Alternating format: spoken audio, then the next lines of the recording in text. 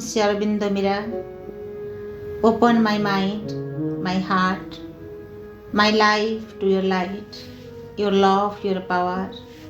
In all things may I see the divine. परम प्रभु श्री अरविंद दिव्यचरणी माँ सम्माननीय दमयंती अप्पा गीतांजलि अप्पा एवं उपस्थित आम मातृ परिवार समस्त अप्पा भाई को प्रणाम। मातृरचनावली अष्टम खंडर आज त्रयोदश अध्याय आम परम प्रभु श्री अरविंदर जोग समन्वय पुस्तक जो पाराग्राफटी नि तार संपर्क से जो प्रश्न साधक पचारुंट माँ तार उत्तर दौरान जोग समन्वय पृष्ठा 86 रु पाराग्राफटी Shri Aurobindo writes here it is possible indeed to being with knowledge or Godward emotion solely or with both together and to leave worse for the final moment of the yoga. Shri Aurobindo लिखिछंती अवश्य एक कथा सत जे प्रथमे केवल ज्ञानरु अथवा केवल ईश्वराभिमुखी संवेगरु अथवा दुईटी को एकत्र भाव ग्रहण करी साधना आरंभ करा जाय पारे एवं कर्म को जोगर सर्वशेष पर्याय लगी बाकी रखी दि जाय पारे। एथिरे साधक प्रश्न करुछंती व्हाट इज दिस नॉलेज। ये जो नॉलेज कथा ज्ञान कथा से ज्ञानटी प्रकृति में कौन व्हाट इज दिस नॉलेज ये ज्ञानटी कहले प्रकृति में को कथा को बुझेब। माँ लिखुचंती there are 3 principal paths of yoga. तीनोटी योगर तीनोटी प्रधान मार्ग रही गोटे हूँ the path of knowledge the path of love the path of works ज्ञानर मार्ग प्रेमर मार्ग एवं कर्मर मार्ग ये तीनोटी प्रधान मार्ग रही आमर साधना मार्ग बा योग मार्ग एवं आम जो देखा सचराचर योग मार्ग जो मैंने योग को ग्रहण करिसेंती बा जो माने योग साधना करुछंती निश्चित भाव रे से माने ए तीनोटी जाक योग करुछंती बा जेकोसी गोटिए करुछंती बा दुईटी करुछंती निश्चित भाव रे ए योगर भितर से माने अछंती। किए को मार्गटी को ग्रहण करिवो श्री अरविंद कहउछंती किए को मार्गटी को ग्रहण करिवो किए योगर मार्ग किए ज्ञानर मार्ग किए कर्मर मार्ग ग्रहण करिवो ताकू तार निजर व्यक्ति पर निर्भर करे क्योंटि निर्भर कर को मैंने अधिक सहजरे ज्ञान मार्ग को ग्रहण करती को मैंने सहजरे प्रेम मार्ग बा भक्ति मार्ग ग्रहण करनी आउ कहीं कर्मर मार्ग मत ग्रहण करनी निजर प्रस्तुति अनुसार तांकर साधना से माने किपरि भाव करेंगे ता निर्भर कर निजर व्यक्तित्व उपरे बा तांकर प्रस्तुति उपरे। तेबे ये जो तीनोटी मार्ग रही आम देखा जो ज्ञानर मार्ग बा द पाथ ऑफ नॉलेज ज्ञान योग कौन ज्ञान योग हूँ आसूसी प्रश्न हु आम आई व्हाट इज ट्रुथ एवं ये जो ज्ञान मार्ग जो मैंने अच्छा आमे यदि पुराण पृष्ठा को देखा ये ज्ञान मार्ग को आधार करी जो माने योग साधना करते समस्त कथा जानती और टिके तापर आम आलोकपात करवा आदि शंकराचार्य जे कि द ग्रेट टीचर ऑफ अद्वैत वेदांत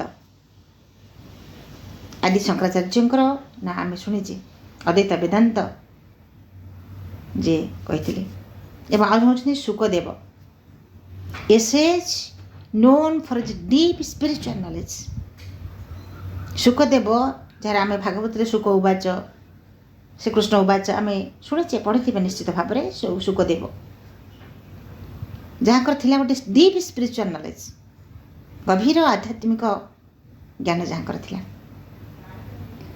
एवं आज हूँ जनक जनक जे कि राजा एवं राजा ही ऋषि पर जीवन यापन करते से कहुए राजर्षि राजा से थिले राजा थिले किंतु ऋषि पर जीवन यापन करथिले अर्थात कौनसी आसक्ति नथिला who lived in wisdom while performing worldly duties से ड्यूटी करुଥିଲେ कर्तव्य संपादन करुଥିଲେ राजा भाव में जो जो कर्तव्य करने कथा जो कार्य करने कथा सेगुड़ से निर्वाह करुଥିଲେ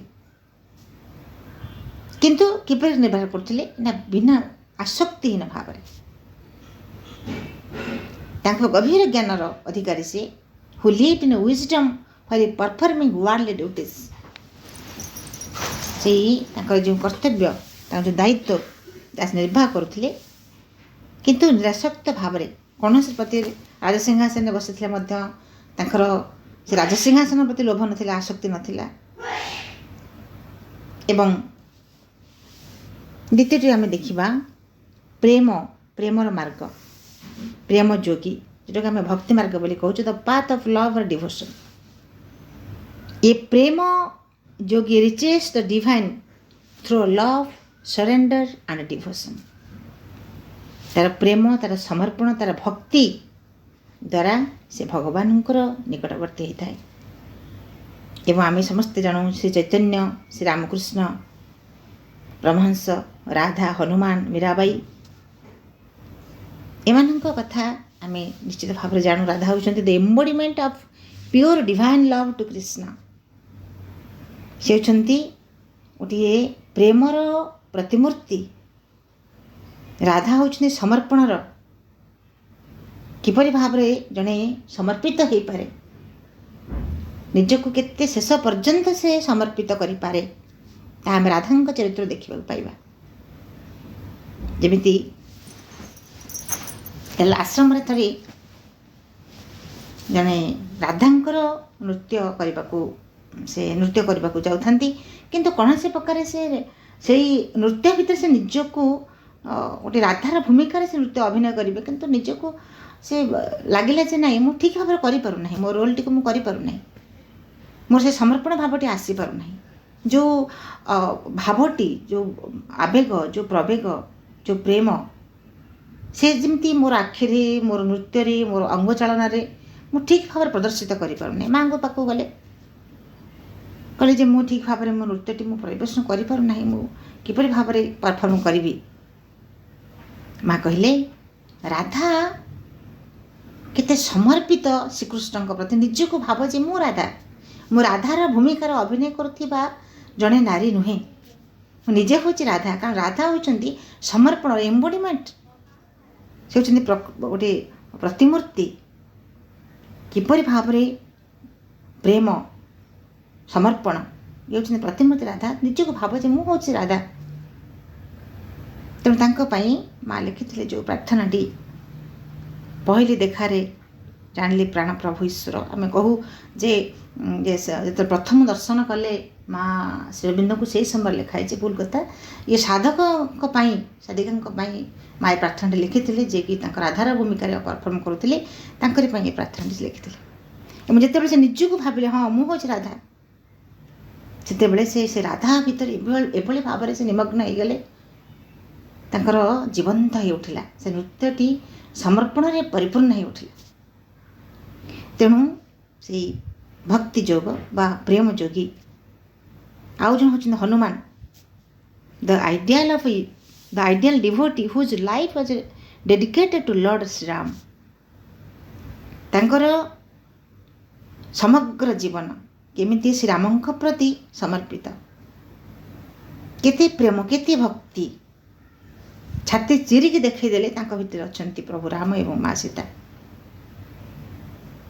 तेणु प्रेमटी भक्ति कौ स्तर पर्यंत जापर ये होती से ये उदाहरण आम होती मीराबाई ये royal saint who loved Krishna through devotional songs जे कि मीराबाई मीरा भजन आम शुणीचे केते प्रेम परिपूर्ण समर्पण परिपूर्ण मीराबाई भजन जदि शुणवे किपरि भाव हृदय गोटे रोमांच सृष्टि हम से भजन सब एवं आउ जन कथा हम शुणीचे Sudama whose life was dedicated and surrender to Krishna दुख दुख नथिला ପାଣି ଗ୍ଲାସ ପିଇକିରି ଶୋଇ ପଡ଼ୁଥିଲେ, ତଥାପି ସେ ବିବ୍ରତ ନଥିଲେ, କାରଣ ଶ୍ରୀକୃଷ୍ଣ ଶ୍ରୀକୃଷ୍ଣ ଏଇଭଳି ପ୍ରେମରେ ଗଦଗଦ ହେଇକି ସେ ଶୋଇପଡ଼ୁଥିଲେ। ତ ଇଏ ହେଉଛନ୍ତି ପ୍ରେମ ଯୋଗୀ ବା ଭକ୍ତ ଯୋଗୀ। ଭକ୍ତି ମାର୍ଗରେ ଏମାନେ ଭଗବାନଙ୍କୁ ସାଧନା କରନ୍ତି। ଆଉ ଗୋଟେ ହେଉଛି ଥାର୍ଡ଼ଟି ହେଉଛି କର୍ମଯୋଗୀ, ଦ ପାଥ୍ ୱାର୍ସ। ଏବଂ ଏ କର୍ମ ଯୋଗ ଯେଉଁମାନେ କରନ୍ତି ତାଙ୍କ ଭିତରୁ ହେଲେ ଅର୍ଜୁନ। ପ୍ରଥମେ ଅର୍ଜୁନ କଥା ଆମେ ନେଇପାରିବା, ଯିଏକି guided by Krishna in the Bhagavad Gita to perform his duty without attachment. ସେ କୃଷ୍ଣଙ୍କ ଦ୍ୱାରା ଶ୍ରୀକୃଷ୍ଣଙ୍କ ଦ୍ୱାରା ସେ ପରିଚାଳିତ ହେଉଥିଲେ। ଏବଂ ଭଗବତ ଗୀତାରେ ଆମେ ଏ କଥାଟି ଜାଣୁ ଯେ କିଭଳି ଭାବରେ ସେ ୱିଦାଉଟ୍ ଆଟାଚମେଣ୍ଟରେ କୌଣସି ଯେଉଁ ଯୁଦ୍ଧରେ ସେ ଯେତେବେଳେ ଅବତୀର୍ଣ୍ଣ ହେଇଛନ୍ତି, ପ୍ରଥମେ ସେ ଯୁଦ୍ଧ କ'ଣ ପାଇଁ କରୁଥିଲେ? ଯେତେବେଳେ ଯୁଦ୍ଧ କରିବା ପାଇଁ ସେ ବାହାରୁଛନ୍ତି, ତାଙ୍କ ଭିତରେ ଗୋଟେ ପ୍ରତିଶୋଧ ରହିଛି। ପ୍ରତିଶୋଧର ଅଗ୍ନିଟେ ତାଙ୍କ ଭିତରେ ଜଳୁଥିଲା।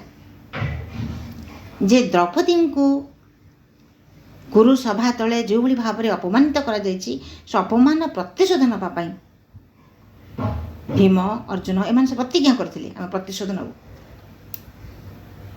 କିନ୍ତୁ ଯେତେବେଳେ ସେ ଦେଖୁଛନ୍ତି, ଯୁଦ୍ଧ କ୍ଷେତ୍ରରେ ଦେଖୁଛନ୍ତି ଯେ ସମସ୍ତେ ତାଙ୍କର ଭାଇ ବନ୍ଧୁ କୁଟୁମ୍ବ, ସେ ତାଙ୍କର ଗାଣ୍ଡିବ ଧନୁକୁ ତଳେ ଥୋଇ ଦେଇକରି ବସି ପଡ଼ୁଛନ୍ତି, ବିଷାଦ ଯୋଗରେ ଆମେ ଦେଖିବାକୁ ପାଇବା। ସେତେବେଳେ ଶ୍ରୀକୃଷ୍ଣ ତାଙ୍କୁ ଯାହା ଯାହା ସବୁ କହିଛନ୍ତି, ସେ ଶ୍ରୀମଦ୍ ଭଗବତ ଗୀତାରେ ଉଲ୍ଲେଖ ରହିଛି, କିପରି ଭାବରେ ତାଙ୍କୁ କର୍ମ କରିବା ପାଇଁ, କିପରି ଭାବରେ ତାଙ୍କୁ ପ୍ରେରଣାର ଉତ୍ସ ହୋଇଛନ୍ତି ଶ୍ରୀକୃଷ୍ଣ। ଏବଂ ଯେଉଁ ପ୍ରଥମେ ସେ ପ୍ରତିଶୋଧ ପାଇଁ ଯୁଦ୍ଧ କରିବା ପାଇଁ ପ୍ରଥମେ ବାହାରିଥିଲେ, ଏବଂ ବର୍ତ୍ତମାନ ସେ ଯୁଦ୍ଧ କରିବା ପାଇଁ ବୀର ଦର୍ପରେ ଉଠିଲେ, ଆହୁରି ବୀର ପରାକ୍ରମଶାଳୀ ହେଇକରି ଉଠିଲେ। ବିଷାଦ ଯୋଗ ତାଙ୍କର ହଟିଗଲା। ଏବଂ ବର୍ତ୍ତମାନ ସେ ଯେଉଁ ଯୁଦ୍ଧ କରିବା ପାଇଁ ସେ ବାହାରୁଛନ୍ତି, ନିଜ ପାଇଁ ନୁହେଁ, ପ୍ରତିଶୋଧ ପାଇଁ ନୁହେଁ, ଭଗବାନଙ୍କ ପାଇଁ, ଧର୍ମ ସଂସ୍ଥାପନା ପାଇଁ। ବର୍ତ୍ତମାନ କର୍ମଟି ସେ କରିବାକୁ ଯାଉଛନ୍ତି ଭଗବାନଙ୍କ ନିମିତ୍ତ, ଭଗବାନଙ୍କ ଦ୍ୱାରା, ଭଗବାନଙ୍କ ପାଇଁ, ଆଉ କିଛି ନୁହେଁ। ତେଣୁ ସେ ଯେଉଁ କର୍ମ କରୁଥିଲେ, perform his duty without attachment. ଆମେ ଯଦି ବା ଶ୍ରୀରାମଚନ୍ଦ୍ର ହେଉଛନ୍ତି ଜଣେ ଅବତାର, ତଥାପି ସେ ମଧ୍ୟ କର୍ମଯୋଗୀ, lived a life of duty and righteousness. କିଭଳି ଭାବରେ କର୍ମକୁ ତାଙ୍କ ଜୀବନର ଏକ ଉଦାହରଣ ସେ ସମସ୍ତଙ୍କ ପାଇଁ ଦେଇଛନ୍ତି, ଯେ କର୍ମ ହିଁ ଜୀବନର ସର୍ବଶ୍ରେଷ୍ଠ। କର୍ମକୁ ବାଦ ଦେଇ ଆମେ କେବେ ହେଲେ ଜୀବନରୁ କର୍ମକୁ ବାଦ ଦେଲେ ତାହା ଜୀବନ ନୁହେଁ, ଯୋଗ ସାଧନା ନୁହେଁ। ଏବଂ ଯଦି ଆମେ ଇତିହାସ ପୃଷ୍ଠାକୁ ଦେଖିବା, ଆଉ ଜଣେ କର୍ମଯୋଗୀ ହେଉଛନ୍ତି Mahatma Gandhi. Though historical, he is often seen as a modern example of karmayoga in action. ଆମେ ତାଙ୍କୁ ଏହି ଆଧୁନିକ ଯୁଗରେ ଜଣେ କର୍ମଯୋଗୀ ଭାବରେ ମଧ୍ୟ ନେଇପାରିବା। ତାଙ୍କର କାର୍ଯ୍ୟଗୁଡ଼ିକ କିପରି ଭାବରେ ସେ କର୍ମ ହେଇଥାଏ ତାଙ୍କ ଜୀବନର ସବୁକିଛି। ତେଣୁ ଏଇ ଯେଉଁ ଶ୍ରୀଅରବିନ୍ଦ କହୁଛନ୍ତି, you don't have to choose just one. ତମେ ଆ ଭିତରେ କୌଣସି ଗୋଟିଏ ମାର୍ଗ ଗ୍ରହଣ କରିବ, ସେ କଥା ନୁହେଁ। ପୂର୍ଣ୍ଣ ଯୋଗର ସାଧନା ପାଇଁ ତିନୋଟି ଯାକ ମାର୍ଗକୁ ଏକତ୍ର ସଂଯୁକ୍ତ କରି ଆଣିବାକୁ ହେବ। ତେବେ ପ୍ରଭୁ କହୁଛନ୍ତି ଯେ ତିନୋଟି ଯାକ ମାର୍ଗକୁ ଜଣେ ହୁଏତ ଏକାଥରକେ ଗ୍ରହଣ କରି ନପାରେ, ତିନୋଟି ଯାକ ମାର୍ଗକୁ ସେ ବାଛି ନପାରେ।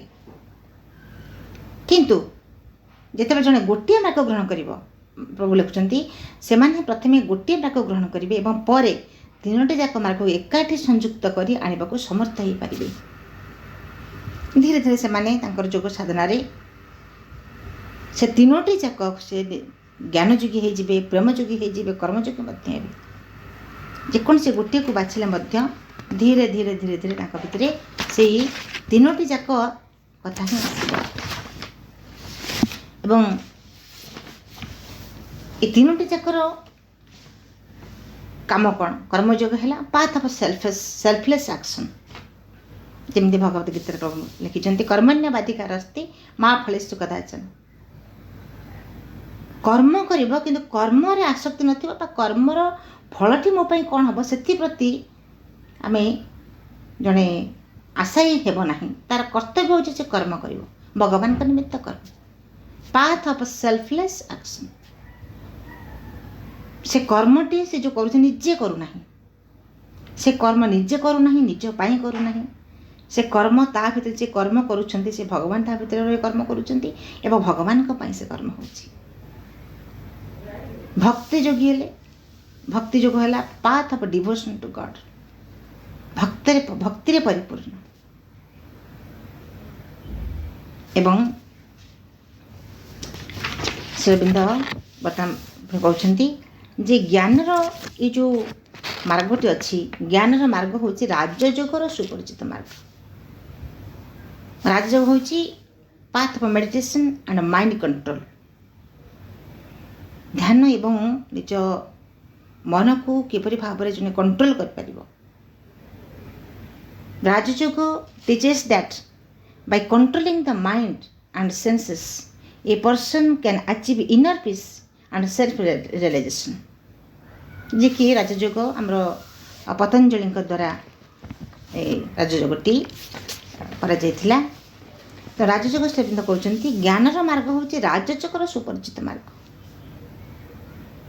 ଏବଂ ଶ୍ରୀକୃଷ୍ଣ କହୁଛନ୍ତି ଏଇ ରାଜଯୋଗରେ କ'ଣ କୁହାଯାଏ, ଯେତେବେଳେ ରାଜଯୋଗଟିକୁ ବା ଏଇ ଜ୍ଞାନର ମାର୍ଗରେ ଯିବ ସେଥିରେ ଆପଣାର ଭୌତିକ ସତ୍ତା ବିଷୟରେ ଏକ ନିରାସକ୍ତ ଭାବ ଅବଲମ୍ବନ କରିବାର ରୀତିଟିକୁ ଅଭ୍ୟାସ କରିବାକୁ ହେବ। ଭୌତିକ ସତ୍ତା କହିଲେ ଏଇ ଯେଉଁ ଫିଜିକାଲ ବିଙ୍ଗ, ଆମର ଏଇ ଯେଉଁ ଶରୀରଟିକୁ ଆମେ ଦେଖୁଛୁ, ତା ପ୍ରତି ନିରାସକ୍ତ ଭାବ ରହିବ। I am not the body, ମୁଁ ଏଇ ଶରୀର ନୁହେଁ। I am not my sensation, ମୁଁ ଇନ୍ଦ୍ରିୟବୋଧ ନୁହେଁ। I am not my feelings, ମୁଁ ଅନୁଭୂତିମାନ କଦାପି ନୁହେଁ। ଏଇଗୁଡ଼ିକ ତାକୁ ଭାବିବାକୁ ପଡ଼େ। ତାପରେ ପ୍ରଭୁ ଲେଖୁଛନ୍ତି ଆପଣାର ଅନୁଭୂତି ଗୁଡ଼ିକ ବିଷୟ ନିରାସକ୍ତ ଭାବ ଅବଲମ୍ବନ କରିବାକୁ ପଡ଼େ। ଇନ୍ଦ୍ରିୟବୋଧ ଗୁଡ଼ିକ ଉପରେ ନିରାସକ୍ତ ଭାବ ଅବଲମ୍ବନ କରିବାକୁ ପଡ଼େ। ଏବଂ ମୁଁ ଯେ ଗୋଟେ ଶରୀର ନୁହେଁ ଏ ଭାବଟିକୁ ମଧ୍ୟ ଆଣିବାକୁ ପଡ଼େ। ଆପଣାର ଭାବନା ଠାରୁ ଆପଣାକୁ ଅଲଗା ରଖିବାକୁ ପଡ଼େ ଏବଂ ଅଧିକରୁ ଅଧିକ ପରିମାଣରେ ଅନ୍ତଃପ୍ରବେଶ କରିବାକୁ ପଡ଼େ। ଏହିପରି ଭାବରେ ଏପରି ଏକ ବସ୍ତୁର ଉପଲବ୍ଧି ହୁଏ ଯାହାକୁ କି ପରମ ଶାଶ୍ୱତ ଓ ପରମ ଅନନ୍ତ ବୋଲି ଜଣାଯାଏ। ତାପରେ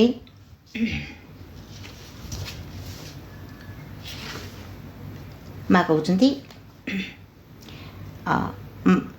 ପୁଣି ଆଉ ଗୋଟିଏ ପାରାଗ୍ରାଫ ପ୍ରଶ୍ନ ନିଆଯାଇଛି।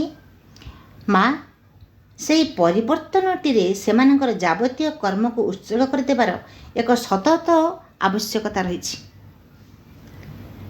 ତା ନହେଲେ ସେମାନେ ହୁଏତ ଆପଣାର ଅନ୍ୟ ଜୀବନରେ ପରମେଶ୍ୱରଙ୍କ ଦର୍ଶନ ଲାଭ କରିପାରିବେ, ମାତ୍ର ଆପଣାର ଜୀବନରେ ସେମାନେ କଦାପି ପରମ ଦିବ୍ୟତାକୁ ପରିପୂର୍ଣ୍ଣ କରିପାରିବେ ନାହିଁ।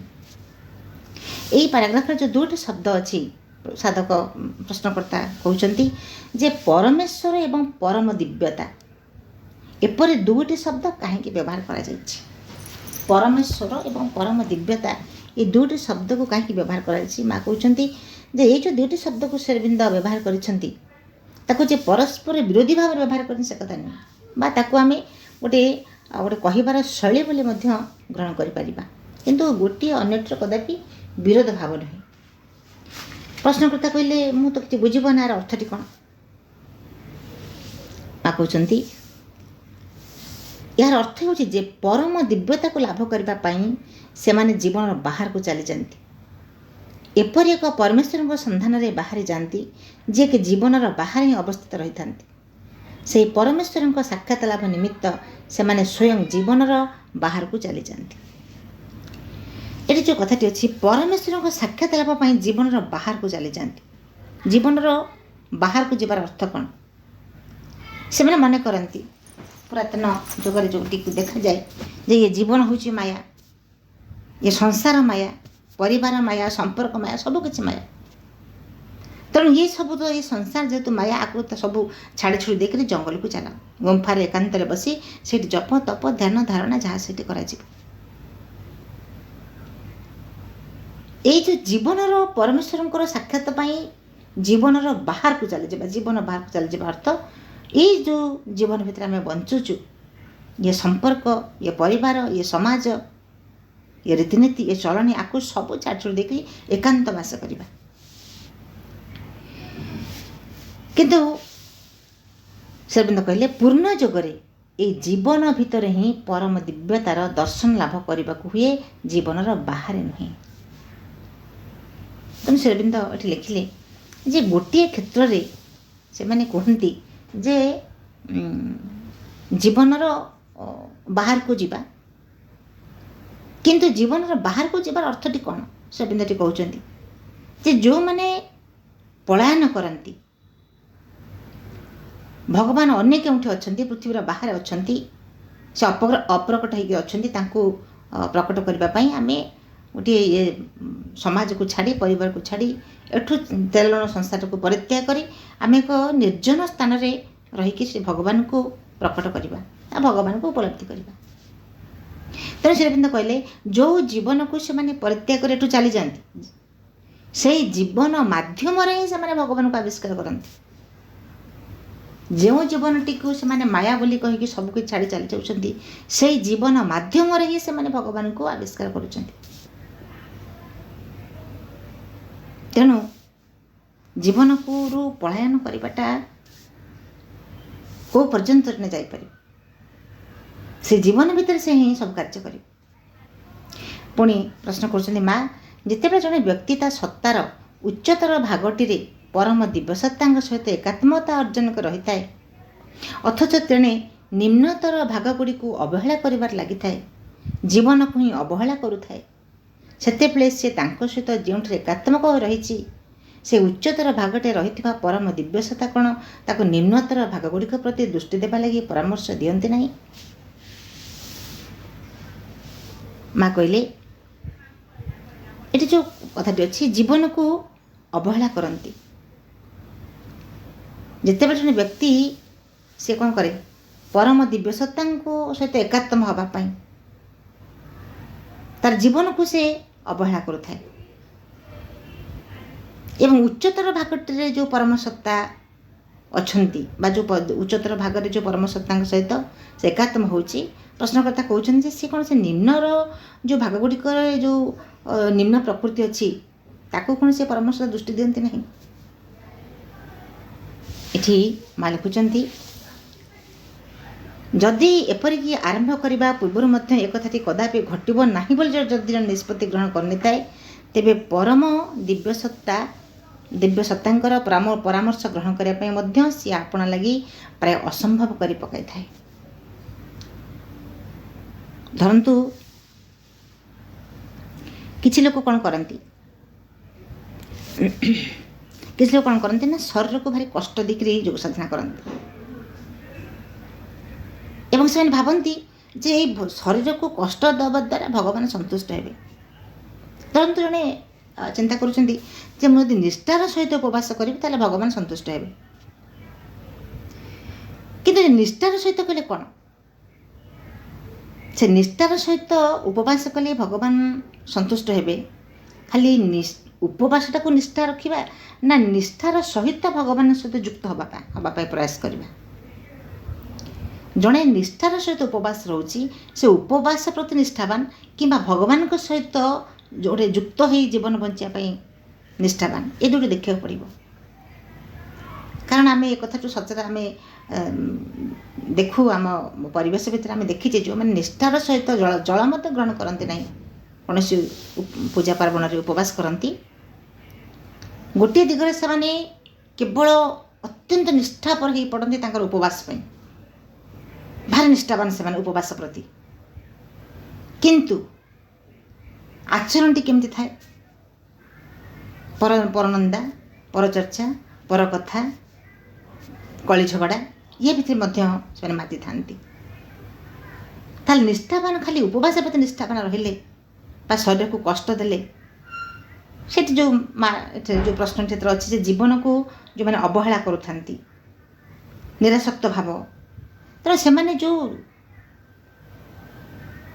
ଯେଉଁପରି ଭାବରେ ଶରୀରଟିକୁ ଅବହେଳା କରି ବା ନିଷ୍ଠାର ସହିତ ଉପବାସ କରି ଶରୀରକୁ କଷ୍ଟ ଦିଅନ୍ତି ଏବଂ ଭାବନ୍ତି ତାହା ଦ୍ୱାରା ଭଗବାନ ସନ୍ତୁଷ୍ଟ ହେବେ, ତାକୁ ଭଗବାନଙ୍କୁ ସହଜରେ ପାଇହେବ, ସେ କଥା କେବେ ନୁହେଁ। ଯଦି ନିଷ୍ଠାବାନ ଜଣେ ଭଗବାନଙ୍କ ପ୍ରତି ନୁହେଁ, ଉପବାସ ପ୍ରତି ନିଷ୍ଠାବାନ, ତାହେଲେ ସେ ଭଗବାନଙ୍କୁ ପାଇପାରିବ ନାହିଁ। ଏବଂ ମା କୌଣସି ଅନ୍ୟ କୌଣସି ଭଲ୍ୟୁମ୍ରେ ମଧ୍ୟ ଏକଥା କହିଛନ୍ତି, ଯେଉଁ ସବୁ ନୈତିକତା, ଯେଉଁ ଧାର୍ମିକ ଉପଚାର, ଆକୁ କ'ଣ କରନ୍ତି, ଆମେ ଯଦି ଆମେ ନିଜ ଆଡ଼କୁ ଟିକେ ଦୃଷ୍ଟି ଦେବା, ତାହେଲେ ଆମେ ଦେଖିବା ଆମେ ମଧ୍ୟ ଯେଉଁଟାକୁ ମା ଲେଖିଛନ୍ତି ଯେ କିଛି ଲୋକ ଅଛନ୍ତି ସେମାନେ ଏଇ ନୈତିକତାକୁ, ଧାର୍ମିକ ଉପଚାରକୁ ଗଣ୍ଠି ଧାନ କରି ବହିକରି ଚାଲୁଥିଲେ ଏବଂ ଯେତେବେଳେ ସେମାନେ ଊର୍ଦ୍ଧ୍ୱକୁ ଉଠିବା ଆରମ୍ଭ କରନ୍ତି, ସେ ନୈତିକତାର ଖୋଳପାଟିକୁ ଛାଡ଼ି ଦିଅନ୍ତି, ଧାର୍ମିକ ପରମ୍ପରାଟିକୁ ଛାଡ଼ିକି ଟିକେ ଉପରକୁ ଉଠନ୍ତି, ସେତେବେଳେ ସେ ନୈତିକତାର ଯେଉଁ ଖୋଳପାଟି ତାଙ୍କ ଭିତରୁ ଖସି ଯାଇଥାଏ, ଗୋଟେ ଉନ୍ନତ ଚିନ୍ତା ଚେତନା ଭିତରେ ସେମାନେ ପ୍ରବେଶ କରନ୍ତି ଏବଂ ଯେଉଁଟିକୁ ସେମାନେ ଉପବାସଟିକୁ ନିଷ୍ଠାପର ବୋଲି ଭାବୁଥିଲେ, ଆଉ ତାହା ସେଇ ଯେଉଁ ଗୁଣଟିକୁ ସେମାନେ ବହୁତ ପଛରେ ଛାଡ଼ି ଦେଇକି ଆଗକୁ ଯାଆନ୍ତି। ଏବଂ ମା ଲେଖୁଛନ୍ତି, ଯଦି ପଛକୁ ବୁଲିକରି ଆମେ ଦେଖିବା, ଆମ ପଛରେ ଆହୁରି ଲମ୍ବା ଧାଡ଼ିଟେ ଥିବ। ସେ ଲମ୍ବା ଧାଡ଼ିରେ ଯେଉଁମାନେ ଆସୁଥିବେ ସେମାନେ ମଧ୍ୟ ସେଇ ଧାର୍ମିକତାକୁ ଗଣ୍ଠଧାନ କରି ତାକୁ ଜାବୁଡ଼ିକିରି ବୋହିକରି ଚାଲିଥିବେ। ତାପରେ ସେମାନେ ଯେତେବେଳେ ଟିକେ ଉପରକୁ ଆସିବେ, ତାକୁ ସେମାନେ ସେଇଠି ଛାଡ଼ି ଦେଇକି ଚାଲି ଆସିବେ। ତା ଅର୍ଥ ଏଠି ମା କହୁଛନ୍ତି, ସେ ପଛରେ ଯେଉଁମାନେ ଫିଙ୍ଗି ଦେଇକି ଆସୁଛନ୍ତି ଉପରକୁ, ଅର୍ଥ ଗୋଟେ ଚେତନାର ବିକାଶ ଘଟୁଛି। ଯେତେବେଳେ ଚେତନାର ବିକାଶଟି ଘଟିବ, ଏସବୁ କଥା ଗୁଡ଼ିକ ଆଉ ରହିବନି। ତେବେ ଏ କଥାଟି କେତେବେଳେ ହେବ ନା ଯେତେବେଳେ ଜଣେ ଚାହିଁବ, ଯେତେବେଳେ ଚାହିଁବ ଯେ ଏସବୁ ଆବଶ୍ୟକତା ନାହିଁ। ଆବଶ୍ୟକତାଟି ହେଉଛି, ପ୍ରଥମ କଥାଟି ହେଉଛି କ'ଣ, ଭଗବାନଙ୍କ ସହିତ ଯୋଗଯୁକ୍ତ ଜୀବନଟେ ବଞ୍ଚିବା। ଭଗବାନଙ୍କ ସହିତ ଯେ ପର୍ଯ୍ୟନ୍ତ ମୁଁ ଯୁକ୍ତ ନ ହେଇଛି, ଇଏ ବ୍ରତ ଉପବାସ ଖାଲି କଲେ ଯେ ଯୁକ୍ତ ହେଇଯିବି ସେ କଥା ନୁହେଁ। ଉପବାସ କରାଯାଉ, ମନା ନାହିଁ, କିନ୍ତୁ ନିଷ୍ଠାର ସହିତ ଭଗବାନଙ୍କ ସହିତ ଉପବାସ ମାଧ୍ୟମରେ ଭଗବାନଙ୍କ ସହିତ ଯୋଡ଼ି ହେବାର ଅଭିପ୍ସାଟି ରହିଥିବା ଦରକାର। ତେଣୁ ମା କହୁଛନ୍ତି ଯେ ଜଣେ ଯେତେବେଳେ ନ ଚାହିଁବ, ଯେ ପର୍ଯ୍ୟନ୍ତ ଜଣେ ଚାହିଁ ନାହିଁ, ତା କଦାପି ଘଟିବ ନାହିଁ। ସେଇଭଳି ଭାବରେ ସେଇ ଗୁଳାରେ ସେ ଚାଲିଥିବ। ପୁଣି ମା କହୁଛନ୍ତି ଯେ ଆମେ ପରମ ଦିବ୍ୟସତ୍ତାଙ୍କର ଯେଉଁ ଅଂଶଟିকে ଦେଖିବାକୁ ଇଚ୍ଛା କରୁ, ତାଙ୍କର କେବଳ ସେହି ଅଂଶଟି ହିଁ ଆମେ ଦେଖିବାକୁ ପାଇଥାଉ। ଠିକ୍ ଅନ୍ୟ ପାଖଟିକୁ ଆମକୁ ଦେଖାଇ ଦେଇ ଶ୍ରୀ ଅରବିନ୍ଦ ଠିକ୍ ଏଇ କଥା କହିଛନ୍ତି। ସେ କହୁଛନ୍ତି, ମୁଁ ସେ କହିଥିବା ଶବ୍ଦଗୁଡ଼ିକୁ, ମା କହୁଛନ୍ତି ଯେ ଶ୍ରୀ ଅରବିନ୍ଦ ଯାହା କହିଛନ୍ତି, ମୁଁ ସେ ଅବିକଳ ଶବ୍ଦଟି କହୁନାହିଁ, କେବଳ ତାର ମର୍ମଟିକୁ କହୁଛି। ମା କ'ଣ କହିଲେ, ପରମ ଦିବ୍ୟସତ୍ତାଙ୍କ ଠାରୁ ତୁମେ ଯାହା ପ୍ରତ୍ୟାଶା କରୁଥାଅ, ତାଙ୍କ ଭିତରେ ତୁମେ କେବଳ ସେତିକି ମାତ୍ର ଦେଖିବାକୁ ସମର୍ଥ ହୁଅ। ପରମ ଦିବ୍ୟସତ୍ତାଙ୍କ ଠାରୁ ତୁମେ ଯେତିକି ଚାହୁଁଥାଅ, ତାଙ୍କ ଭିତରେ କେବଳ ସେତିକି ସହିତ ହିଁ ତୁମର ସାକ୍ଷାତକାର ଘଟେ। ତାଙ୍କର ଯେଉଁ ବିଭାବଟି ଲାଗି ତୁମେ ପ୍ରତ୍ୟାଶା ଅଥବା ବାସନା ରଖିଥାଅ, ସେ ତୁମ ଲାଗି କେବଳ ସେହି ବିଭାବଟିକୁ ଆଣି ଉପସ୍ଥାପିତ କରିଦିଅନ୍ତି। ଆମେ ଦେଖିବା ଯେ ପ୍ରଭୁ ହେଉଛନ୍ତି ଅନନ୍ତ ଶକ୍ତିର ଅଧିକାରୀ। ତାଙ୍କର ବିଶାଳ ରୂପ ରହିଛି, ସୀମାହୀନ ସୌନ୍ଦର୍ଯ୍ୟ, କଳ୍ପନାତୀତ ବିଭାବ। ତାଙ୍କର ଏତେ ଯେଉଁ ସେ କେବଳ ଆମେ ଯଦି ଶ୍ରୀ ଅରବିନ୍ଦଙ୍କ କଥାକୁ ଦେଖିବା, ଶ୍ରୀ ଅରବିନ୍ଦ ହେଉଛନ୍ତି ଆଜ୍ ଭାଷ୍ଟ ଆଜ୍ ୟୁନିଭର୍ସ। କେବଳ ତାଙ୍କର ଚିନ୍ତା, ତାଙ୍କର ଚେତନା କେବଳ ଗୋଟେ ସମଗ୍ର ବିଶ୍ୱବ୍ୟାପୀ ନୁହେଁ, ତାଙ୍କର ଶରୀରଟି ମଧ୍ୟ ବିଶ୍ୱବ୍ୟାପୀ। ଆମେ ସ୍ଥୂଳ ଶରୀରରେ ତାଙ୍କୁ ଯେତିକି ଦେଖିବାକୁ ପାଉ, ତାଙ୍କ ସ୍ଥୂଳ ଶରୀରଟି ଯେତିକି ହାଇଟ୍ ଯେତିକି ଥିଲା, କେବଳ ସେତିକିରେ ସେ ସୀମିତ ନୁହନ୍ତି।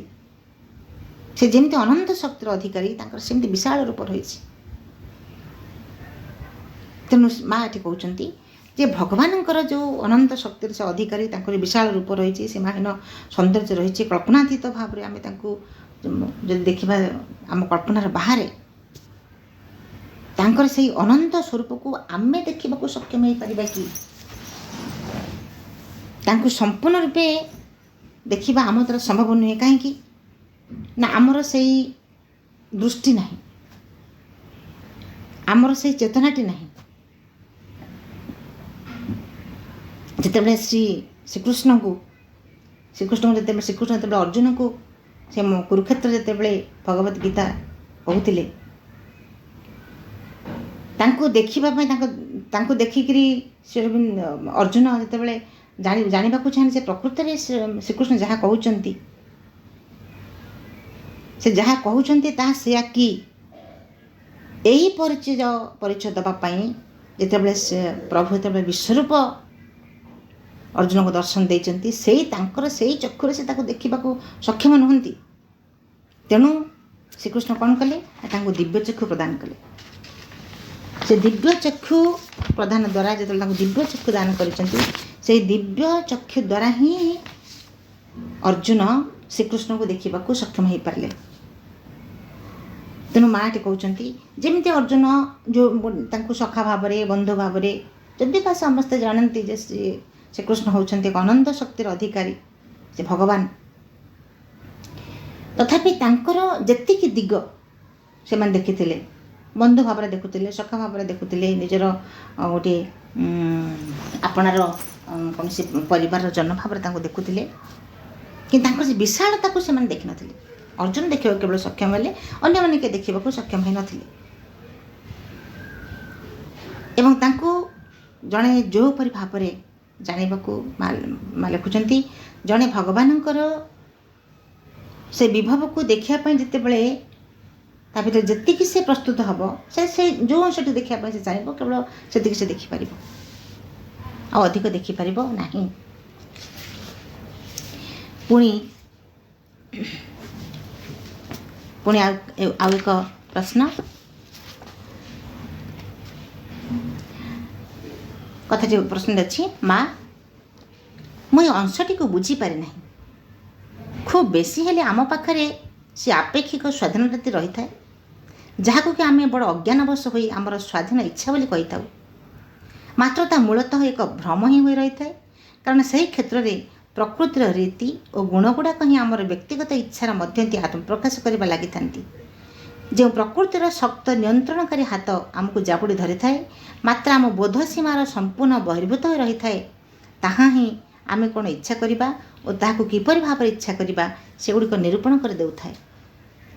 ଆମର ଏହି ଅସ୍ତିତ୍ୱ ଧାରଣର ଯେକୌଣସି କ୍ଷଣରେ ଆମେ କେତେବେଳେ କେଉଁ ବସ୍ତୁଟିର ଅନ୍ୱେଷଣ କରିବାକୁ ପ୍ରବୃତ୍ତ ହେବା, ସେଟିକୁ ଯୁକ୍ତି ସମର୍ଥିତ ଇଚ୍ଛା କିମ୍ବା ଚିନ୍ତନ ଶୂନ୍ୟ କେବଳ ଏକ ତତ୍କାଳିକ ଆବେଗ ଦ୍ୱାରା ଅନ୍ୱେଷଣ କରିବା, ଆମ ଭିତରେ ଥିବା କୌଣସି ମୁକ୍ତ ବା ସ୍ୱାଧୀନ ଅହଂ ତାହାର କଦାପି ନିରୂପଣ ବା ନିର୍ଦ୍ଧାରଣ କରେ ନାହିଁ। ପ୍ରକୃତି ହିଁ ତାହା ନିର୍ଦ୍ଧାରଣ କରିଦେଇଥାଏ। ଏଇଟି ଅଛି ଯୋଗ ସମନ୍ୱୟର ପୃଷ୍ଠା ପେଜ୍ ନମ୍ବର 88ରେ।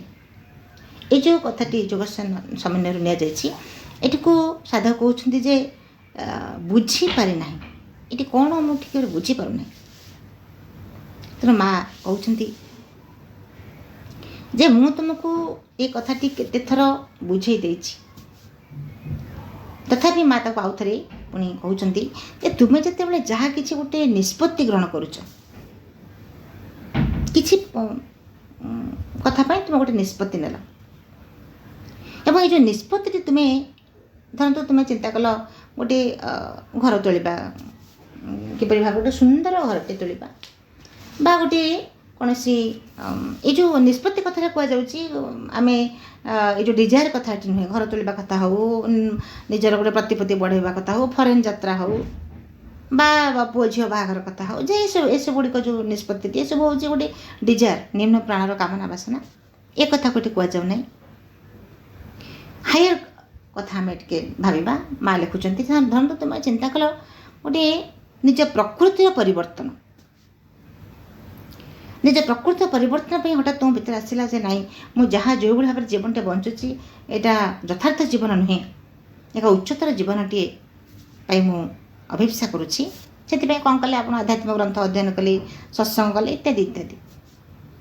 ତେଣୁ ଜଣେ ଭାବେ, ଯେତେବେଳେ ଏ କଥାଟି ସେ କରିବାକୁ ଆରମ୍ଭ କରେ, ସେତେବେଳେ ସେ ଭାବେ ଯାହା ହେଉ ଯେ ମୁଁ କେତେ ସଚେତନ ଅଛି ମୋ ନିଜ ଇଚ୍ଛାଶକ୍ତି ବିଷୟରେ, ମୁଁ କେତେ ସଚେତନ, ମୁଁ ସଚେତନ ଅଛି ବୋଲି ମୁଁ ଏଇଭଳି ଭାବରେ ଗୋଟିଏ ଯଥାର୍ଥ ମାର୍ଗରେ ଯିବା ପାଇଁ ବାଟଟିଏ ମୁଁ ପାଇଗଲି।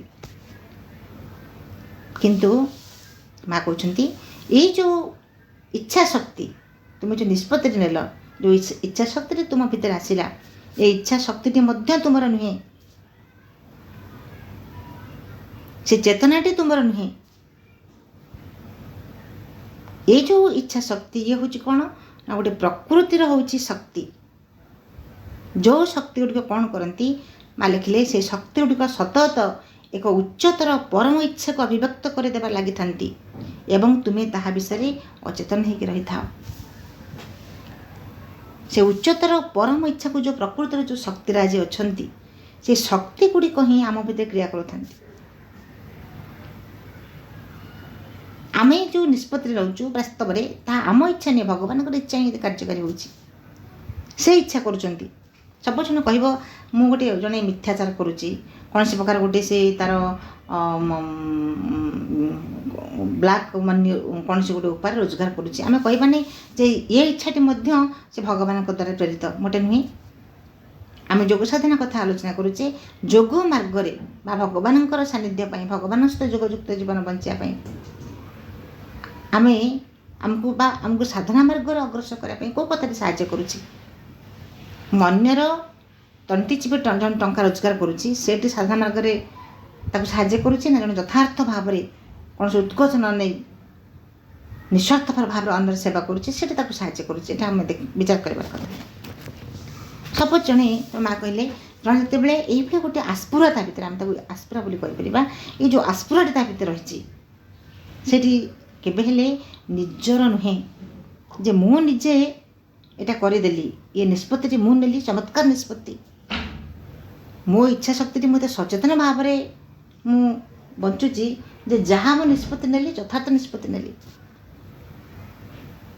धरतु वर्तमान दमयंती अपा ऑनलाइन पाठ्य करने निष्पत्ति जेबठ नेले यह कदापि कहुई पार ना जे निष्पत्ति थी अपांकर निजस्व तांकर आधारटी प्रस्तुत थिला बोली प्रकृतिर जो शक्ति से कार्य कला तांको माध्यम करे प्रकाशित है।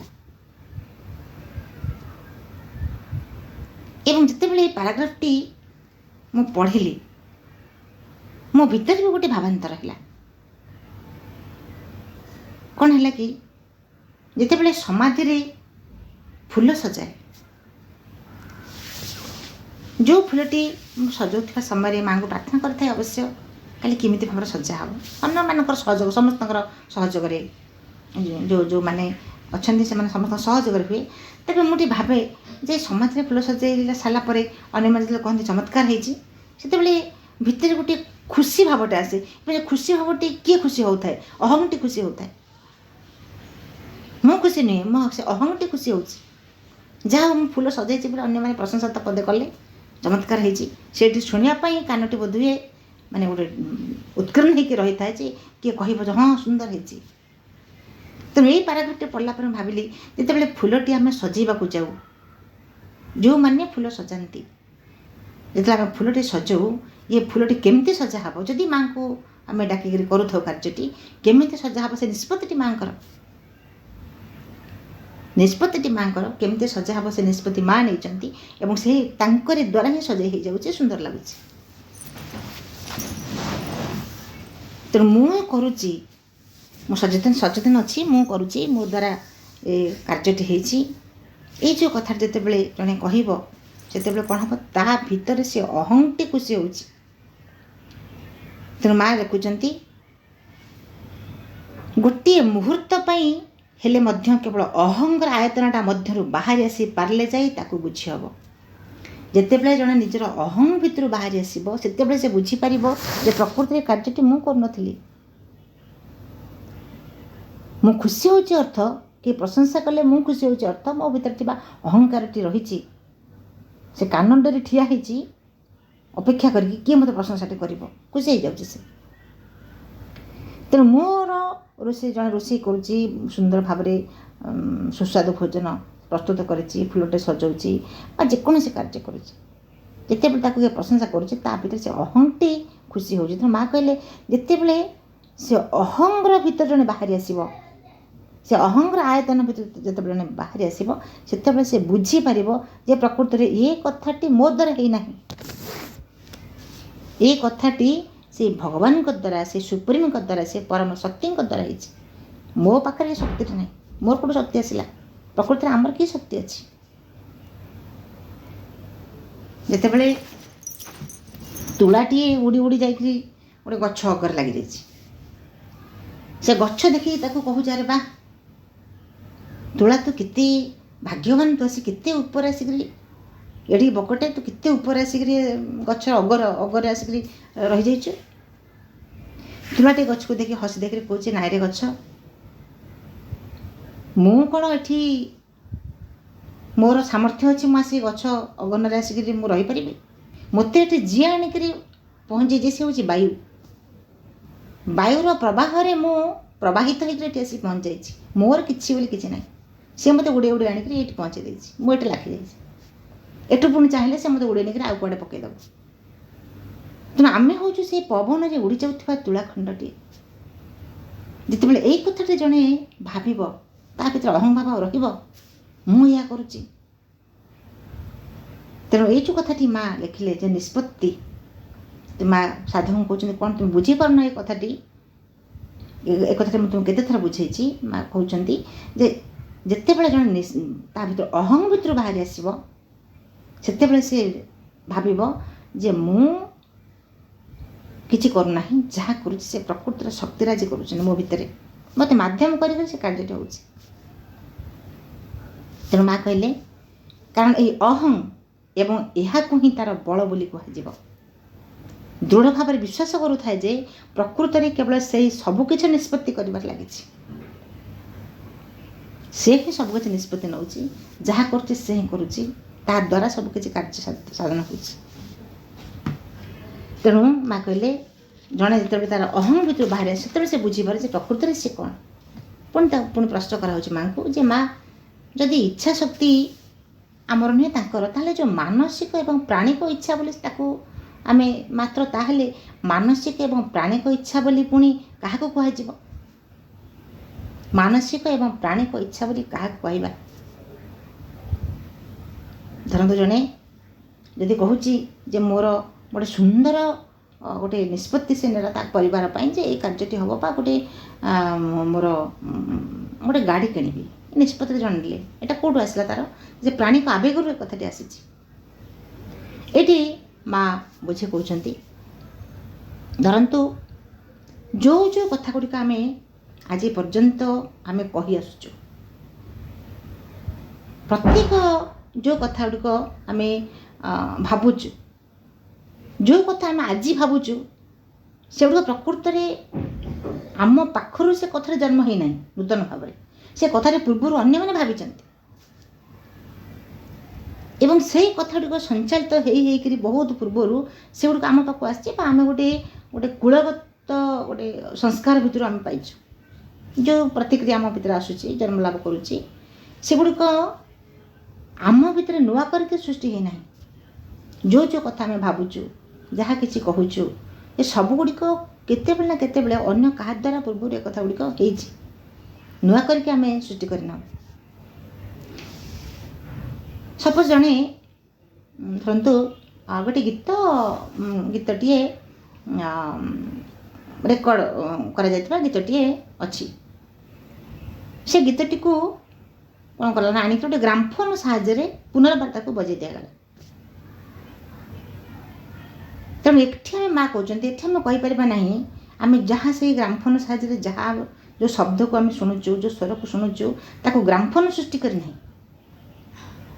ଗ୍ରାମଫୋନ୍ ଦ୍ୱାରା ବାଜୁଛି ସିନା, କିନ୍ତୁ ଗ୍ରାମଫୋନ୍ ପୂର୍ବରୁ ତାକୁ ଆଉ କିଏ ଜଣେ ସୃଷ୍ଟି କରିଛି।